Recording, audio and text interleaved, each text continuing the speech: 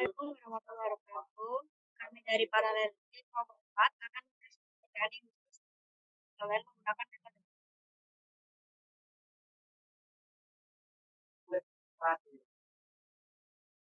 selanjutnya. Perkenalkan, saya Cira Dewi Nyeswari dengan NPM 23157. Perkenalkan, nama saya Reni Sor Magdalena dengan NPM 27030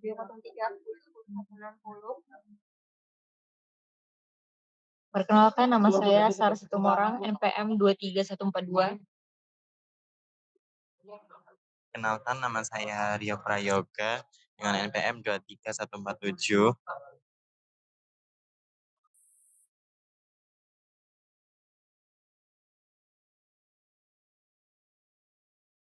Oke, perkenalkan, nama saya David Tua dengan NPM 23132.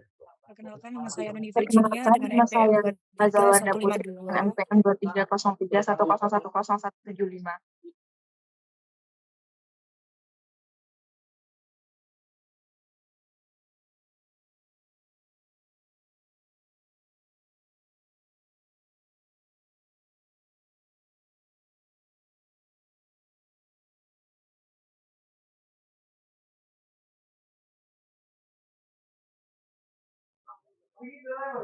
Oke, pertama-tama latar belakang dari PPT kita itu adalah industri semen ini berperan penting di dalam proses pembangunan infrastruktur dan ekonomi.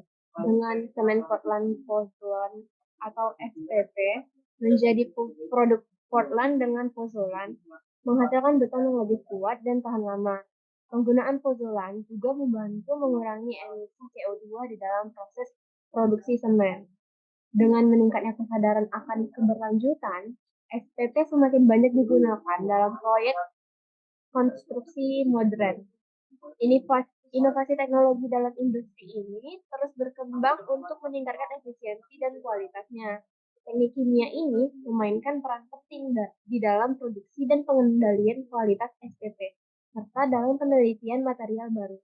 Proses pembuatan semen melibatkan penggilingan bahan baku, pencampuran homogen, dan pembakaran dalam rotary kiln. Pengelolaan limbah dan penerapan metode ramah lingkungan menjadi salah satu fokus yang penting di dalam industri semen. Penelitian lebih lanjut diperlukan untuk menciptakan solusi yang lebih berkelanjutan bagi tantangan infrastruktur global.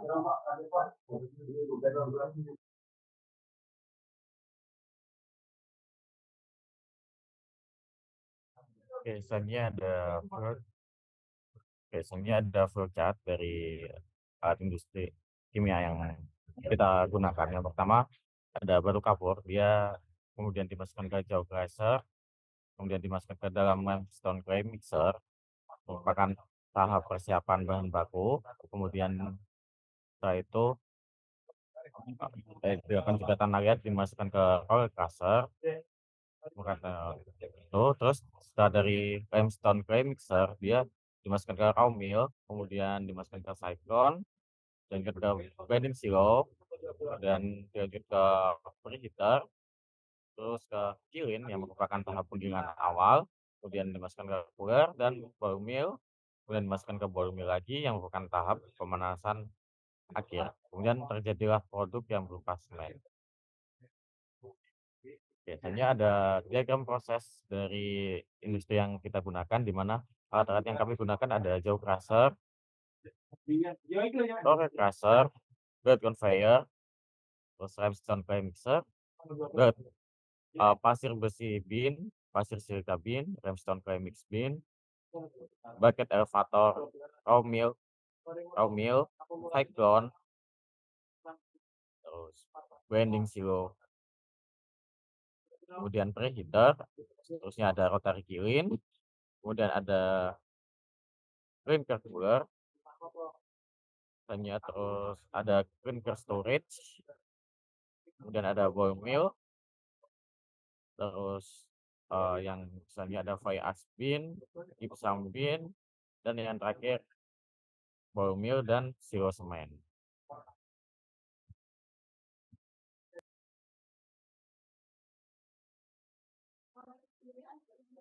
Baik, selanjutnya ada material yang digunakan dalam industri semen, yaitu ada limestone, clay, pasir silika, pasir besi, pozzolan atau asfaltite, lalu ada gypsum.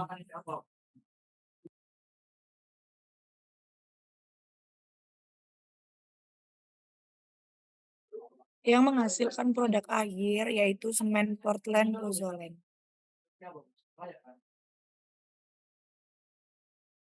Nah, pada industri semen kali ini ada beberapa macam alat-alat tentunya untuk menghasilkan produk yaitu semen. Yang pertama ada alat yang namanya crusher dan fungsi memecahkan material berupa bongkahan sehingga terjadi size reduction. Nah, mengapa sih kami memilih crusher? Nah, crusher dipilih karena kemampuannya untuk menangani material keras dan besar dengan kapasitas yang tinggi. Alat alternatif lainnya ialah sebenarnya ada hammer crusher, tapi hammer crusher ini lebih cocok untuk menangani material yang lebih lunak dan mungkin tidak dapat menangani batu kapur dengan baik, maka dari itu kami memilih alat crusher.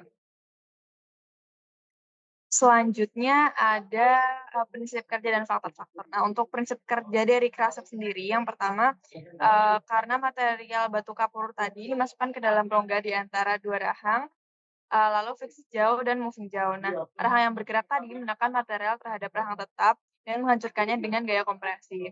Nah, faktor-faktor dari crusher itu sendiri adalah ada yang namanya kekerasan material. Nah, kekerasan material ini menjadi faktor utama yang dapat mempengaruhi proses crushing dengan crusher pada pabrik semen.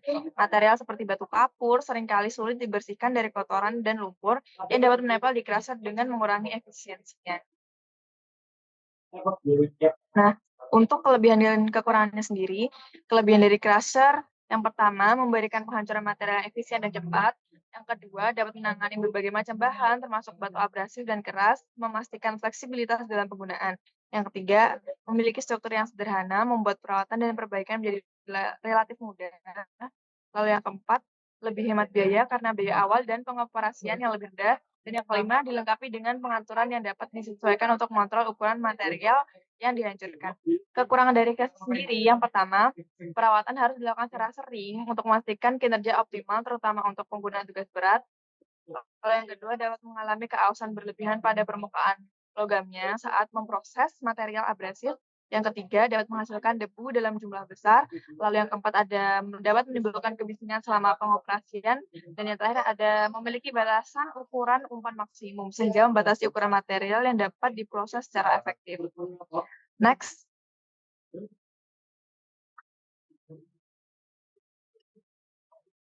Lalu untuk alat yang kedua ada yang namanya roller crusher.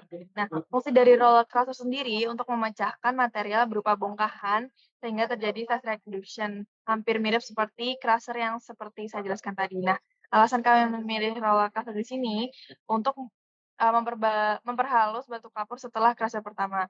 Nah, alat ini lebih efisien untuk menghancurkan material menjadi partikel yang lebih halus dengan tekanan.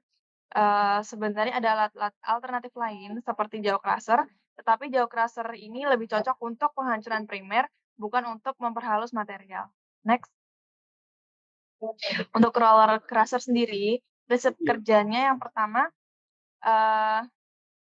ditempatkan di antara dua roller yang berputar secara berlawanan, lalu bahan yang masuk diapit di antara kedua roller tersebut, dan dihancurkan oleh gaya gesekan dan tekanan. Nah, proses penghancuran tanah liat berlangsung secara bertahap, sehingga menghasilkan ukuran yang lebih halus dan seragam dibandingkan dengan crusher yang biasa. Nah, faktor-faktor yang mempengaruhi roller crusher sendiri adalah adanya ukuran fit dan kekerasan material fit pada roller crusher, dan ukuran yang tidak sesuai tadi dapat merusak gerigi pada roller crusher dan menambah daya motor. Selanjutnya, ada kelebihan dan kekurangan dari roller crusher. Nah, kelebihan sendiri, yang pertama dalam produksinya, jangkauan penghancuran roller crusher sangat luas. Lalu yang kedua, kecepatan produk jadi dari penghancur gulungan bergigi tadi sangat cepat. Lalu yang ketiga, hemat energi serta perlindungan lingkungan dan konsumsi daya yang sangat rendah. Lalu yang keempat, roller crusher relatif mudah dioperasikan dan diatur dengan sedikit pelatihan diperlukan untuk operator. Lalu yang kelima, dapat menghasilkan partikel dengan ukuran yang lebih halus dan lebih merata dibandingkan dengan beberapa jenis crusher lainnya. Kekurangan dari roller crusher sendiri, yang pertama meskipun dapat menghasilkan ukuran halus, partikel yang dihasilkan bisa tidak seragam dalam ukuran. Lalu yang kedua, memiliki kapasitas lebih rendah dibandingkan dengan jenis caster lain. Yang ketiga, penggunaan roller caster pada material yang sangat keras dapat menyebabkan keawasan lebih cepat dan kerusakan pada mesin. Yang keempat, proses pengaturan jarak antara roller bisa rumit dan memerlukan pengetahuan teknis yang tepat. Lalu yang terakhir, dapat menghasilkan kebisingan tinggi dan debu selama proses penghancuran.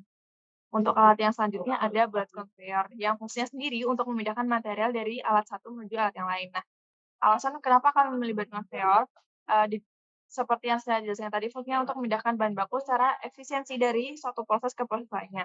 Nah, conveyor ini dipilih karena dapat memindahkan material dalam jumlah yang besar secara kontinu. Nah, alat alternatif lainnya selain blood conveyor ada screw conveyor, tapi tidak kami pilih karena screw conveyor lebih cocok untuk material dalam jumlah yang kecil dan jarak pendek, bukan untuk transportasi jarak jauh dengan kapasitas yang besar. Selanjutnya, prinsip kerja dari belt conveyor. Yang pertama, material diletakkan di atas sabu atau belt tadi yang digerakkan oleh katrol atau motor listrik, memungkinkan material untuk dipindahkan secara kontinu. Ya, ini biasanya digunakan untuk mengangkut batu kapur, campuran tanah liat, lingkar, dan bahan mentah lainnya melalui jalur produksi. Nah, untuk faktor sendiri, lebar dan material belt, lalu karena lebar berpengaruh pada kebutuhan daya dan ruang untuk operasional conveyor. Nah, material belt untuk industri semen haruslah kuat dan tahan abrasi karena permukaan batu kapur yang kasar dapat mengikis belt dari belt conveyor. Lalu kelebihan dan kekurangan dari belt conveyor, yang pertama kelebihannya dapat mengangkut berbagai material, yang kedua mesinnya sangat sederhana dan andal, yang ketiga dapat memindahkan material dalam jumlah yang besar dalam jarak jauh dengan biaya yang rendah, dan yang keempat relatif aman untuk dioperasikan, yang terakhir mengurangi kebutuhan tenaga kerja manual untuk pemindahan material. Nah, kekurangan dari belt conveyor sendiri, yang pertama biaya pemasangan dan pemeliharaan yang cenderung mahal, lalu yang kedua membutuhkan operasi yang signifikan, yang ketiga dapat menimbulkan debu dan kebisingan, yang keempat dapat tersumbat jika material terlalu banyak, dan yang kelima tidak dapat digunakan pada sudut kemiringan yang terlalu kurang. Next.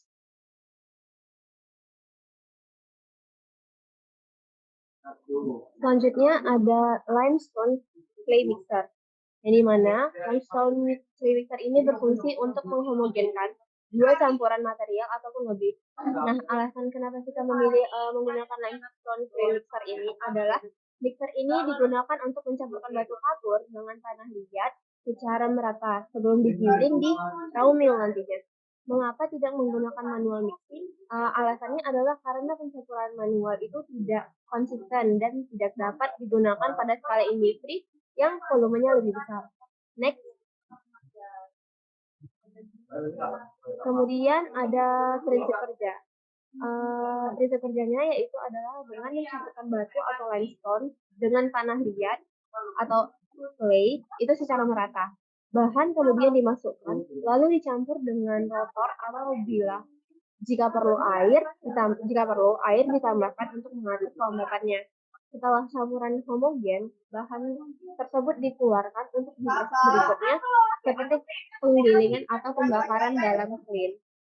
Kemudian untuk faktor-faktornya ada desain pengaduk mempengaruhi efisiensi pencampuran material clay dan batu kapur. Penggunaan desain batang pengaduk yang tidak tepat dapat menimbulkan miss, di mana ada bagian yang tidak tercampur karena tidak ikut bergerak karena ketidaksesuaian dari desainnya. Contohnya itu ada pengaduknya yang terlalu kecil. Bisa di next. Selanjutnya ada kelebihan dan kekurangan.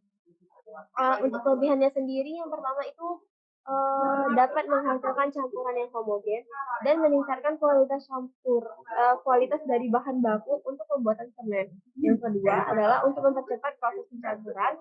Lalu selanjutnya dapat disesuaikan dengan berbagai proporsi limestone dan clay sesuai dengan kebutuhan spesifik dari produksi. Kemudian mampu mengurangi limbah dari proses pencampuran karena optimasi penggunaan bahan bakunya. Kemudian yang kelima, ada memungkinkan untuk pengontrolan yang lebih baik terhadap parameter pencampuran. Sedangkan untuk kekurangannya itu sendiri adalah biaya investasi untuk pembelian dan installer mixer itu biasanya cukup tinggi.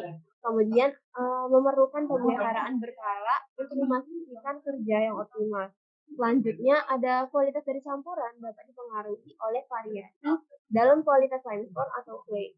Kemudian jika tidak dijaga, kebersihannya, dapat terjadi kontaminasi material. Kemudian tidak semua ukuran material dapat dicampur secara efektif, terutama jika ada material yang terlalu besar. Dari next. Kemudian ada bin. Nah, apa sih fungsi dari bin? Fungsi dari bin ini sendiri adalah sebagai tempat penyimpanan bagi material. Nah, alasan kita menggunakan bin adalah bin ini tadi kan berfungsi sebagai penyimpanan ya. Nah, di sini tempat penyimpanan ini kita pakai sebagai penyimpanan pasir besi untuk memastikan pasokan bahan baku yang stabil. Bin ini berfungsi untuk menjaga material tetap terkendali dan bebas dari kontaminasi.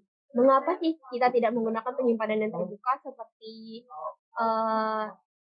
yang tidak terbuka? Itu dikarenakan penyimpanan terbuka itu rentan terhadap kelembapan dan kontaminasi yang mempengaruhi dari kualitas bahan. Bisa di next. Kemudian ada prinsip kerjanya. Nah, prinsip kerja dari bin ini sendiri adalah tempat penyimpanan sebagai tempat penyimpanan sementara untuk bahan-bahan seperti pasir besi seperti yang saya bilang tadi. Kemudian ada bisa untuk silika juga dan juga limestone clay mix juga. Material yang disimpan di dalam bin diumpankan sesuai kebutuhan ke tahap penggilingan atau pencampuran yang lebih lanjut. Sistem pengeluaran di dasar bin memungkinkan untuk bahan mengalir secara teratur ke belt conveyor. Kemudian untuk faktor-faktor yang mempengaruhi itu bisa yang pertama ada kapasitas bin. Kapasitas bin ini menjadi salah satu faktor pengaruh utama. Kemudian ada kapasitas beriringan dengan waktu tunggu.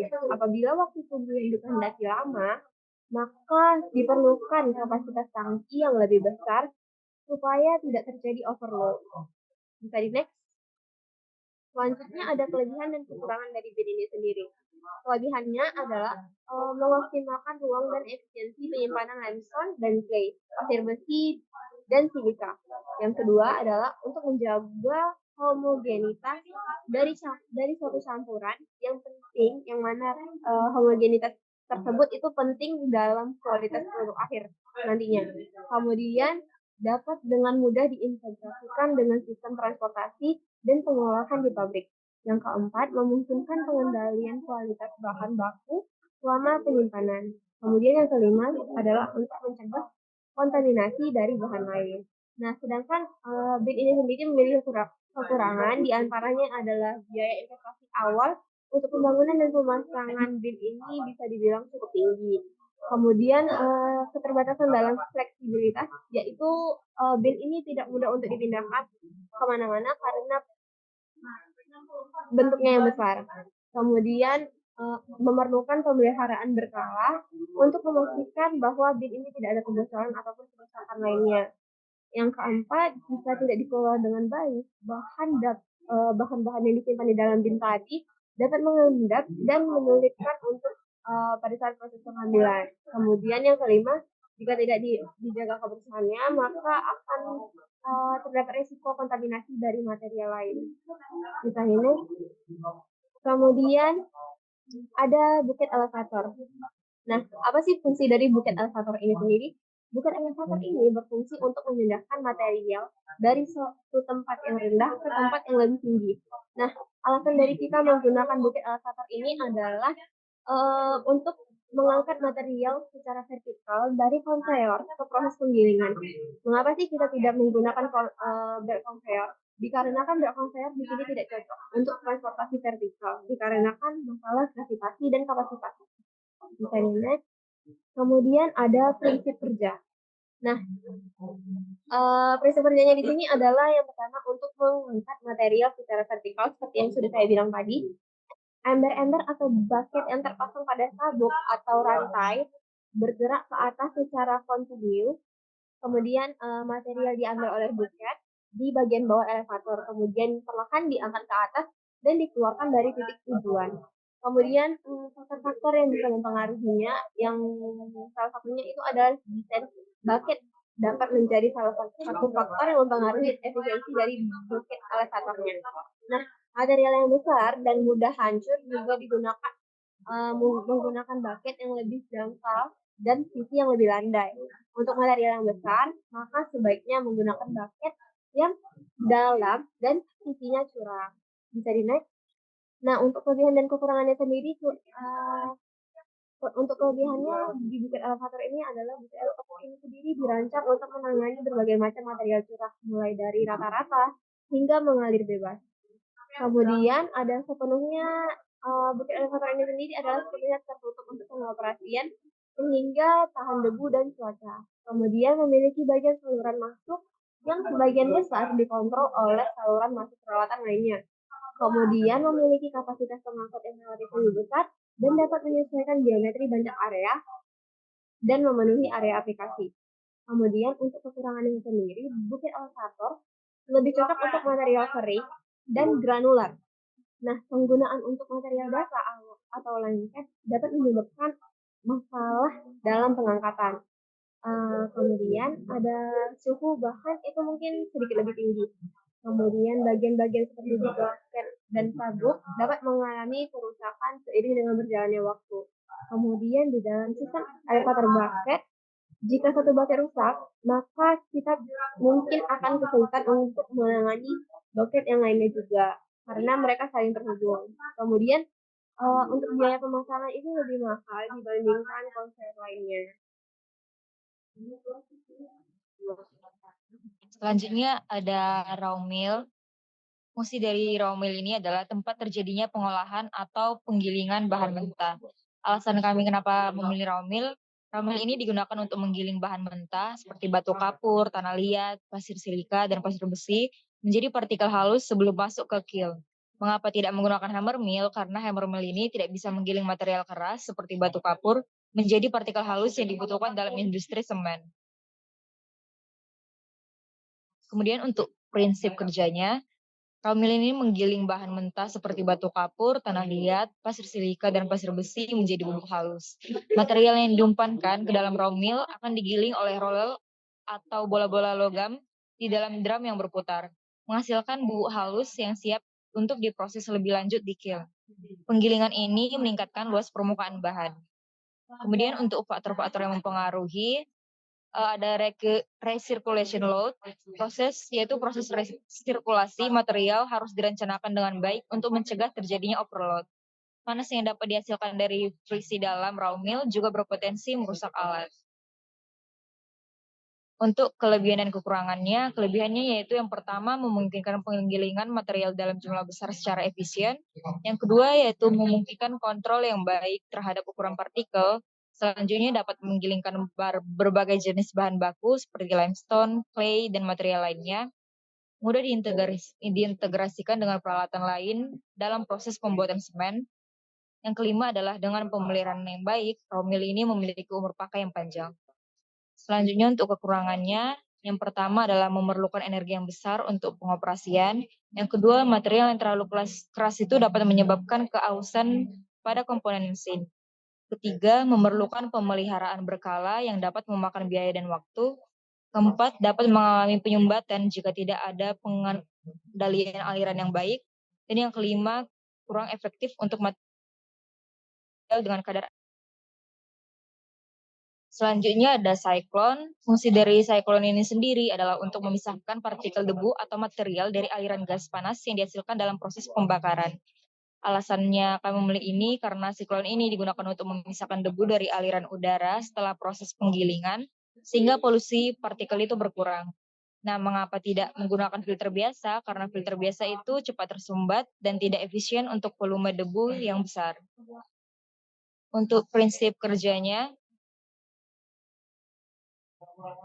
memisahkan partikel-partikel padat dari aliran gas berdasarkan gaya sentrifugal. Gas yang berisi partikel halus ini nanti berputar di dalam siklon.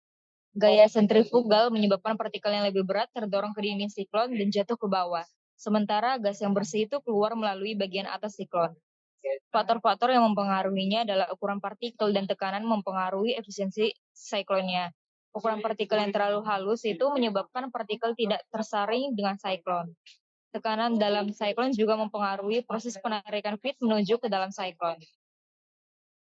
Kelebihannya adalah yang pertama memiliki desain dan pengoperasian yang relatif sederhana. Yang kedua, lebih hemat biaya karena kesederhanaannya dan kebutuhan daya minimal. Yang ketiga, dapat mencapai efisiensi pemisahan yang tinggi. Keempat, tidak bergantung pada komponen mekanis seperti pompa atau filter. Yang kelima adalah dapat digunakan untuk berbagai aplikasi di berbagai industri, termasuk pengumpulan debu, pemisahan gas padat, pemisahan cair padat, dan lain-lain. Kemudian untuk kekurangannya, yang pertama lebih efektif untuk partikel yang besar, lebih dari 10 mikron. Yang kedua dapat menyebabkan penurunan tekanan dalam sistem karena hambatan aliran fluida. Yang ketiga dapat mengalami penurunan efisiensi jika terdapat variasi yang signifikan dalam laju aliran umpan. Yang keempat, partikel yang lebih kecil itu mungkin tertahan kembali dan terbawa bersama aliran fluida bersih. Dan yang kelima adalah memerlukan ruangan yang cukup untuk pemasangannya. Selanjutnya ada blending silo. Fungsi dari blending silo ini adalah sebagai tempat penyimpanan sementara bahan baku sebelum digunakan dalam proses selanjutnya, serta memastikan pencampuran material yang seragam. Alasan memilih alat ini adalah karena silo ini memastikan pencampuran bahan baku yang seragam sebelum masuk ke kiln. Yang penting untuk kualitas semen yang konsisten. Mengapa tidak menggunakan tangki terbuka? Karena tangki terbuka tidak bisa memberikan pencampuran yang merata dan beresiko kontaminasi. Prinsip kerjanya sendiri adalah mencampur material secara merata menggunakan aerasi atau agregator, lalu mengeluarkannya dari berbagai titik di dasar untuk memastikan campuran yang homogen. Mencampur bahan mentah yang telah digiling secara merata sebelum masuk ke kiln. Untuk faktor-faktornya adalah desain dan tekanan udara dalam silo. Tekanan udara itu perlu dikendalikan dengan baik agar campuran dalam silo ini juga tetap homogen. Tekanan udara ini juga sesuai dengan desain silo yang tepat. Kelebihannya adalah yang pertama memastikan bahwa berbagai material ini tercampur secara homogen. Yang kedua memungkinkan penyimpanan berbagai jenis bahan baku dalam satu tempat. Yang ketiga mengoptimalkan penggunaan bahan baku dan mengurangi limbah dalam proses produksi. Yang keempat, desain yang sederhana memudahkan pengoperasian dan pemeliharaan. Dan yang kelima adalah dibuat dari bahan yang kuat sehingga memiliki umur pakai yang lama. Untuk kekurangannya sendiri, biaya awal dari alat ini terbilang cukup tinggi. Yang kedua, tidak semua jenis material dapat disimpan dan dicampur dengan efektif dalam silonya.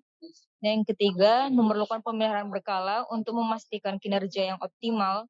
Yang keempat adalah kapasitas silo ini bisa menjadi ada batasan jika ada kebutuhan untuk volume yang sangat besar. Dan yang kelima adalah jika tidak ada pergerakan yang cukup, material bisa mengendap di dasar silo. Selanjutnya ada alat preheater. Fungsi dari alat ini adalah untuk dilakukannya pembakaran dari material dengan dimasukkan pada kolom pembakaran dengan suhu yang berbeda. Alasan kami menggunakan preheater sendiri, preheater memanaskan bahan mentah menggunakan gas buang dari kiln sebelum masuk ke kiln, meningkatkan efisiensi energi. Mengapa tidak menggunakan pemanasan langsung di kiln? Karena tanpa preheater, energi akan lebih besar dan efisiensi proses akan berkurang. Prinsip kerja dari preheater sendiri, yakni menggunakan gas panas dari kiln untuk memanaskan bahan mentah sebelum masuk ke kiln. Bahan mentah bergerak melalui beberapa siklon yang bertingkat, di mana gas panas naik dari bawah memanaskan bahan secara efisien. Ini membantu mengurangi konsumsi energi di kiln, karena sebagian besar energi sudah diserap oleh bahan sebelum masuk ke kiln. Faktor-faktor yang dapat mempengaruhi efisiensi dari preheater sendiri adalah sifat material preheater. Alat pada preheater haruslah tahan panas dan memiliki kemampuan isolator panas yang baik agar tidak ada panas yang terbuang dan mengurangi efisiensi proses preheating.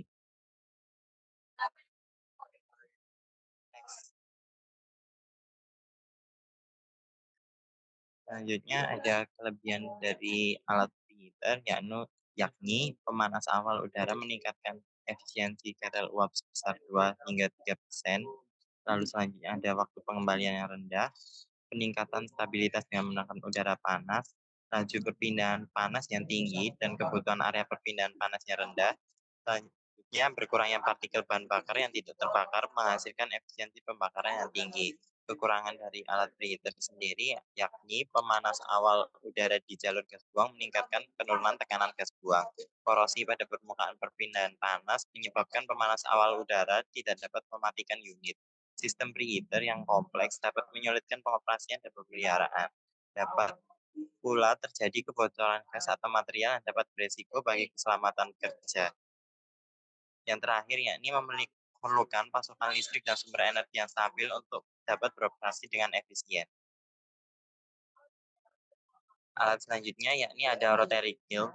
Fungsi dari rotary kiln sendiri yakni untuk memanaskan material dengan suhu yang sangat tinggi. Alasan kami menggunakan kiln jenis ini adalah alat utama untuk proses pembakaran bahan mentah menjadi klinker. Rotary kiln dipilih karena kemampuannya untuk mempertahankan suhu tinggi secara kontinu. Mengapa tidak menggunakan shaft kiln? Karena shaft kiln lebih kecil kapasitasnya dan kurang efisien dalam produksi klinker. Prinsip kerja dari rotary kiln sendiri adalah proses pemanasan material seperti klinker semen dimasukkan ke dalam tabung berputar yang dipanaskan dari satu ujung. Rotasi tabung berputar memungkinkan material bergerak perlahan dan mengalir ke arah keluar. Saat bahan mentah bergerak sepanjang kiln yang berputar, bahan mengalami reaksi kimia yang membentuk klinker. Pembuatan saat material melewati berbagai zona suhu, proses kimia terjadi menghasilkan produk. Faktor-faktor yang dapat mempengaruhi efisiensi dari rotary kiln sendiri adalah jenis bahan bakar dan material interior kiln. Bahan bakar dengan nilai kalor rendah mempengaruhi jumlah panas yang dihasilkan oleh rotary kiln. Material interior kiln haruslah bersifat isolator panas dengan konduktivitas termal yang rendah agar panas terjaga dengan baik. Kelebihan dari alat rotary kiln sendiri yakni mampu menangani volume material yang besar, lalu selanjutnya dapat digunakan untuk berbagai jenis material, memproduksi produk akhir yang konsisten dan berkualitas tinggi, dapat didesain untuk pengoperasian yang relatif mudah dengan sistem kontrol otomatis yang modern, lalu proses yang efisien dapat mengurangi limbah yang dihasilkan selama produksi. Kekurangan dari alat rotary kiln sendiri yakni investasi awal untuk pemasangan rotary kiln sangatlah mahal. Lalu selanjutnya memerlukan energi yang besar untuk beroperasi yang dapat meningkatkan biaya operasional. Lalu selanjutnya ada material yang terlalu keras atau abrasif dapat menyebabkan keausan pada bagian kiln. Kurang efektif untuk material memiliki kadar air tinggi dan memerlukan pasokan energi yang stabil untuk berfungsi dengan efisien. Selanjutnya ada alat clinker cooler. Fungsi dari clinker cooler sendiri adalah fungsi untuk pendingin material dengan suhu sekitar 150 derajat Celcius. Alasan kami menggunakan clinker cooler adalah cooler ini digunakan untuk mendinginkan klinker yang keluar dari kiln agar tidak merusak peralatan penggilingan berikutnya. Mengapa tidak menggunakan pendinginan alami? Karena pendinginan alami terlalu lama dan dapat menurunkan kualitas klinker. Prinsip kerja dari alat clinker cooling sendiri adalah udara dingin diarahkan melalui klinker panas yang secara cepat menurunkan suhunya. Panas yang diserap oleh udara digunakan kembali di preheater sehingga mengurangi kebutuhan energi. Faktor-faktor yang dapat mempengaruhi efisiensi clinker cooling adalah tinggi bed klinker. Tinggi bed mempengaruhi efisiensi clinker cooler untuk melakukan kerjanya. Hal ini dapat terjadi karena semakin tinggi bed, maka akan lebih besar terjadi permintaan panasnya. Kelebihan dari alat clinker cooler sendiri adalah mudah untuk dipasang kembali, tidak ada resiko kebocoran di dalam pendingin, fleksibilitas yang tinggi, desain yang relatif sederhana, memudahkan pengoperasian dan pemeliharaan, lalu dapat digunakan untuk berbagai jenis clinker dan dapat disesuaikan dengan kebutuhan produksi. Kekurangan dari alat clinker cooler ini adalah memerlukan pemeliharaan berkala untuk menghasilkan kerja yang optimal. Lalu selanjutnya ada suhu yang terlalu rendah dapat menyebabkan kerusakan pada klinker. Kapasitas cooler mungkin tidak mencukupi untuk meningkatkan volume produksi yang mendadak. Lalu selanjutnya ada memerlukan pasokan listrik yang stabil untuk berfungsi dengan baik dan operasi clinker cooler dapat menghasilkan suara yang bersih. Alat selanjutnya ada clinker storage. Untuk clinker storage ini fungsinya adalah untuk wadah penyimpanan material setelah didinginkan dengan clinker cooling. Alasan kami menggunakan clinker storage dipilih karena penyimpanan tertutup untuk menghindari kontaminasi dan menjaga kualitas clinker. Mengapa tidak menggunakan penyimpanan terbuka? Karena terdapat risiko kontaminasi dan degradasi clinker akibat paparan udara dan kelembapan. Cara kerja dari clinker storage sendiri melalui conveyor belt, clinker yang telah didinginkan dimasukkan ke dalam silo. Penyimpanan ini menjaga agar clinker tetap siap untuk proses selanjutnya. Faktor-faktor dari clinker storage sendiri adalah waktu tinggal clinker. Waktu tinggal berkaitan langsung dengan kapasitas clinker. Material bila diinginkan untuk tinggal lebih lama dalam storage, maka kapasitas alat perlu diperbesar.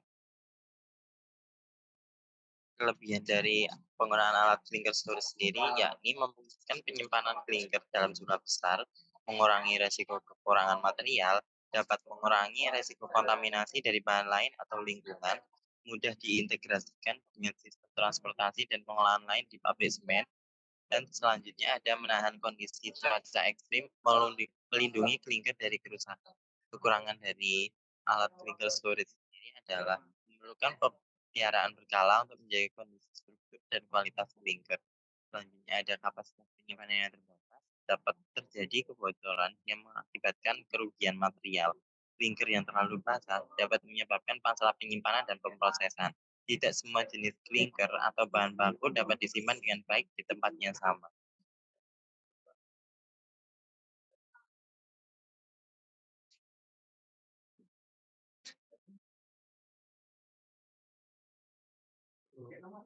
Alat selanjutnya yaitu ball mill. Fungsi dari ball mill sendiri yaitu untuk menggiling material dari clinker storage menjadi bahan material yang lebih halus. Alasan kami memilih ball mill yaitu karena efisiensinya dalam menghasilkan ukuran partikel yang tepat untuk semen. Mengapa tidak menggunakan vertical roller mill atau VRM? Karena VRM itu lebih cocok untuk bahan baku, sementara ball mill lebih optimal untuk menggiling klinker. Prinsip kerja dari ball mill yaitu menggiling klinker bersama bahan tambahan seperti gypsum dan fly ash menjadi semen. Bola-bola logam di dalam drum berputar menghancurkan material hingga menjadi bubuk halus. Hasil akhirnya yaitu semen siap pakai yang memiliki kekuatan dan sifat fisik yang diperlukan. Faktor-faktor dari ball mill yaitu ukuran bola dan kecepatan rotasi. Maka semakin cepat rotasi tabung ball mill, maka akan terjadi fenomena akibat gaya sentripetal yang menarik material menjauhi titik pusat sehingga material tidak tertumbuk dengan baik. Bola dalam ball mill juga perlu penyesuaian produk yang diinginkan. Kelebihan dan kekurangan dari ball mill sendiri, kelebihannya yaitu dapat menghasilkan partikel yang sangat halus. Yang kedua yaitu sangat cocok untuk penggilingan basah dan kering. Selanjutnya sistem yang dekat, zat beracun dapat digiling. Lalu selanjutnya sterilitas dicapai karena silinder tertutup. Selanjutnya proses penggilingan dapat dilakukan dalam atmosfer inert jika zat yang sensitif terhadap oksigen akan digiling. Lalu ada kekurangan yaitu memerlukan energi yang signifikan untuk mengoperasikan. Lalu ada komponen seperti bola penggiling dapat mengalami keausan seiring berjalannya waktu. Lalu tidak efisien untuk material yang sangat halus atau kecil. Kemudian tidak selalu efektif untuk menggiling material basah karena dapat menyebabkan penggumpalan atau penyumbatan, lalu dapat menghasilkan suara bising yang tinggi. Kemudian ada silo semen. Silo semen berfungsi sebagai tempat penyimpanan material semen yang sudah jadi. Alasan kami memilih silo yaitu untuk menjaga kualitas semen agar tetap kering dan bebas kontaminasi. Mengapa tidak menggunakan penyimpanan terbuka lain? Karena risiko kontaminasi dan penurunan kualitas semen jika terkena kelembapan.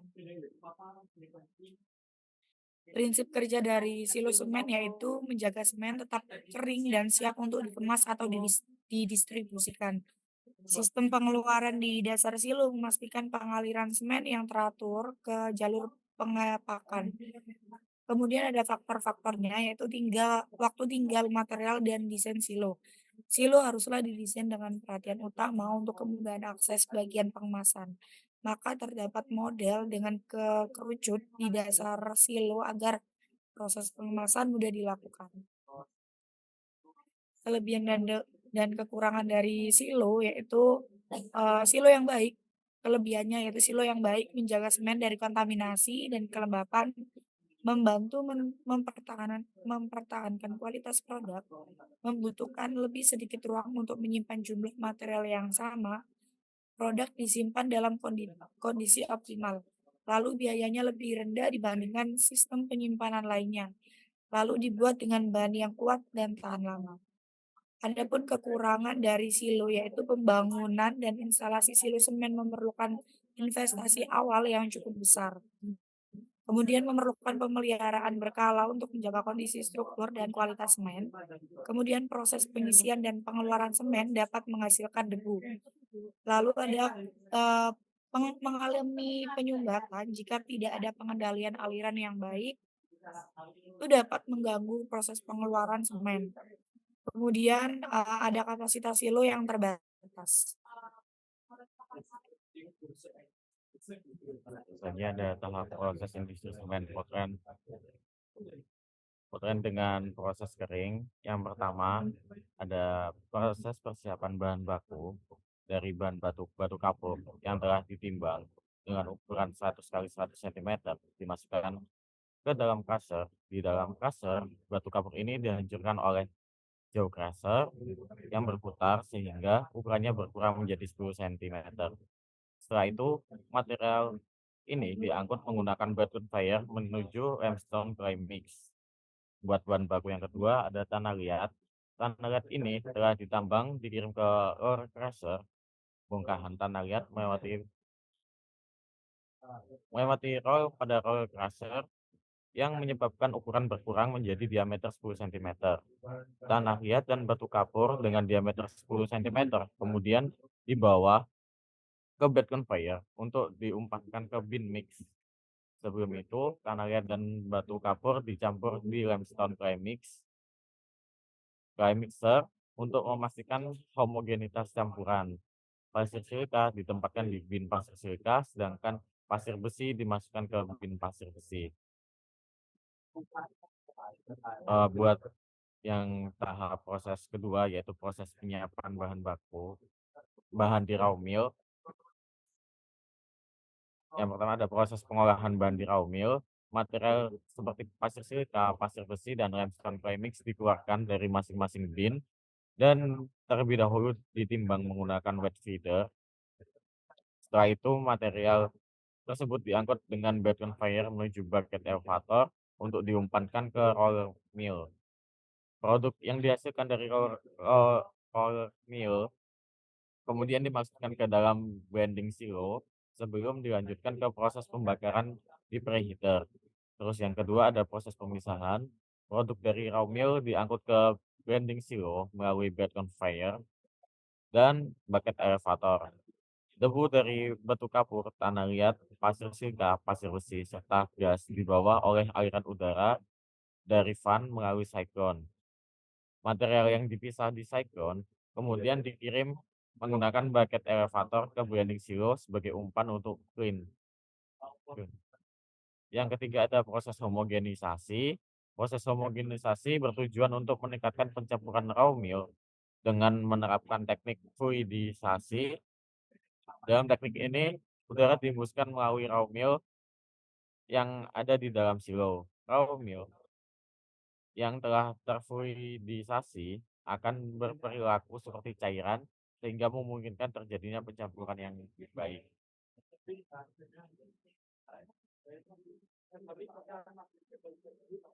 Oke, untuk proses yang ketiga adalah tahap pembakaran pada alat preheater. Preheater berfungsi memanaskan material. Di industri ini, preheater terdiri dari 4 tahap. Raw mill masuk ke preheater pada suhu sekitar 60 derajat Celcius, kemudian dilanjutkan ke clean pada suhu antara 800 hingga 800 derajat Celcius. Misalnya ada di clean, material yang keluar dari cyclone stage 4 dimasukkan ke dalam clean dengan suhu masuk 850 derajat Celcius dan keluar pada suhu sekitar 1350 derajat Celcius, kemudian masuk ke cooler. Nah, pada tahap cooler ini, clean panas yang keluar dari clean pada suhu sekitar 350 diturunkan ke clinker cooler untuk didinginkan hingga mencapai suhu 150 derajat Celcius. Nah, untuk tahap keempat yaitu tahap penggilingan akhir. Pada proses pertama yaitu proses penggilingan clinker yang disimpan dalam clinker dome diangkut ke ball mill untuk digiling. Setelah digiling, clinker disimpan dalam bin sebelum proses penggilingan lebih lanjut di ball mill. Selanjutnya ada proses penyiapan bahan aditif. Bahan aditif berupa gypsum dan fly ash diambil dari pemasok dan kemudian disimpan dalam bin. Selanjutnya gypsum dan fly ash dari bin tersebut diumpankan ke ball mill dan untuk digiling bersamaan dengan clinker menghasilkan semen kasar. Untuk proses yang terakhir yaitu proses penggilingan akhir di ball mill. Di dalam ball mill ini, semen kasar digiling kembali hingga mencapai ukuran 325 mesh. Transportasi ke silo semen setelah proses penggilingan akhir. Semen yang telah halus diangkut dan disimpan dalam silo semen sebelum didistribusikan.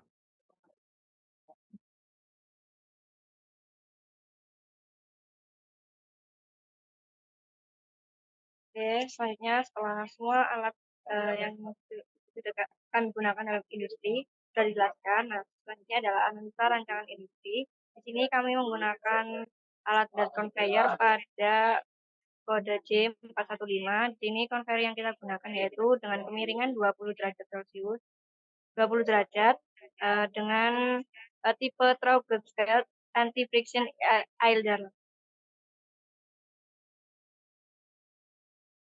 Nah, selanjutnya ini kita mencari densitas belt. Jadi di conveyor 7 ini kita menggunakan alat bahan abu fly. Di sini didapatkan densitasnya itu sekitar 40-45 konkel dan tipe belt yang cocok dari sumber Wallace kita didapatkan dengan speed 87,9.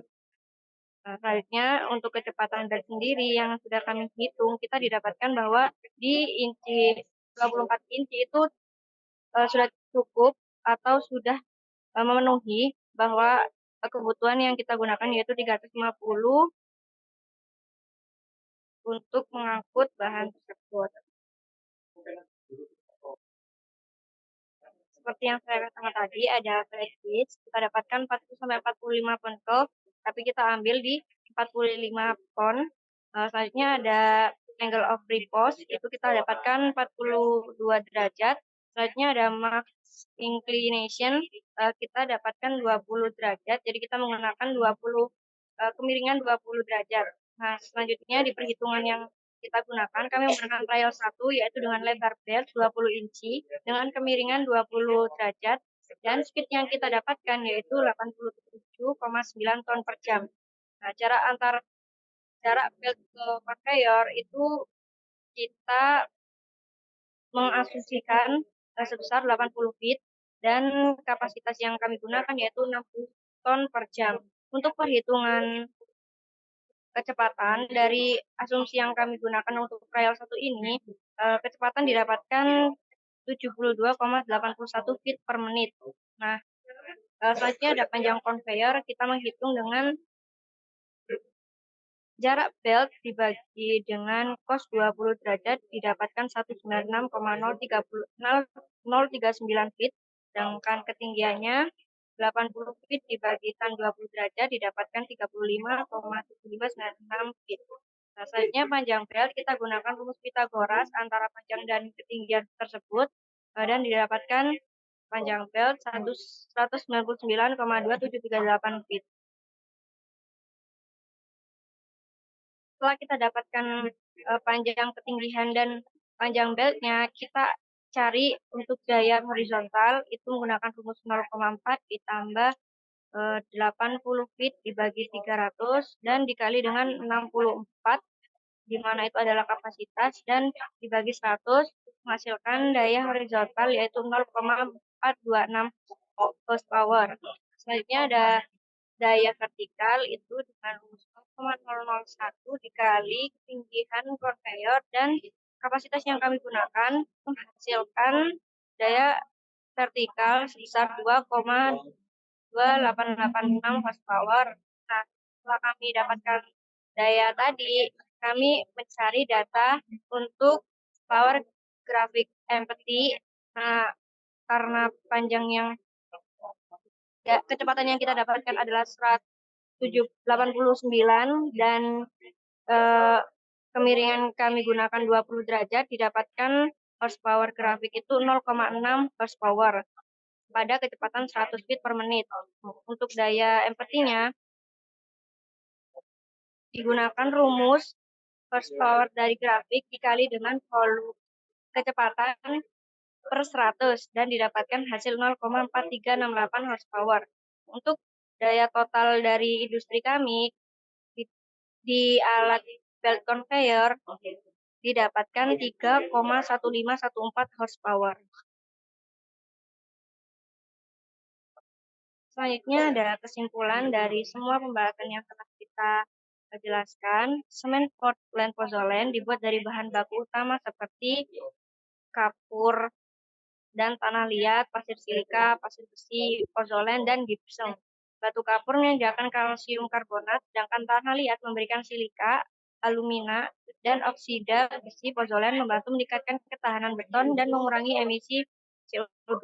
Sementara gypsum mengatur waktu pengerasan semen. Nah, proses produksi dimulai dengan penggilingan terpisah batu kapur dan tanah liat hingga menjadi bubuk halus, yang kemudian dicampur dengan proporsi tertentu. Campuran ini selanjutnya akan dibakar dalam rotary kiln pada suhu hingga bisa mencapai sampai 1.500 derajat Celcius untuk membentuk klinker. Nah, klinker yang terbentuk ini akan didinginkan dan digiling bersama pozzolan dan gypsum, lalu diproses lagi menjadi semen yang halus. Nah, alat-alat penting dalam proses ini meliputi penggilingan bahan baku seperti raw mill, rotary kiln, cooler, ball mill.